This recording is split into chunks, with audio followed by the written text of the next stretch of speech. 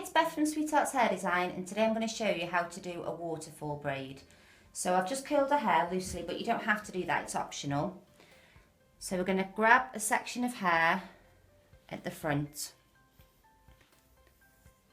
and then you're going to divide it into 3 sections. And then you're going to start a normal braid, so you're going to go over the middle section, over the middle section, and this section here, you're just going to let it fall.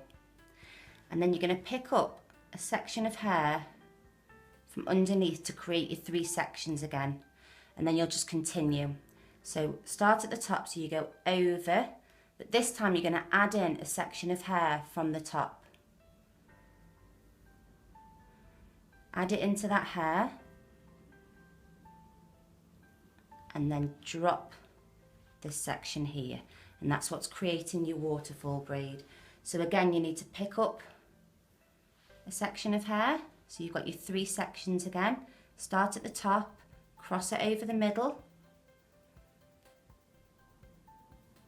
add a section of hair in,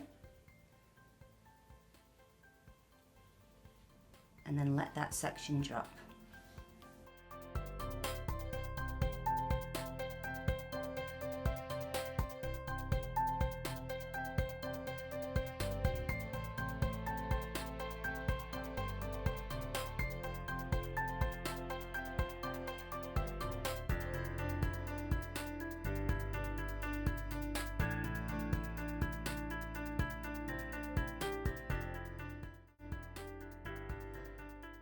So when you've reached the other side of a head, just then take your 3 sections, and you can either tie a little elastic there or just continue a normal 3-strand braid down.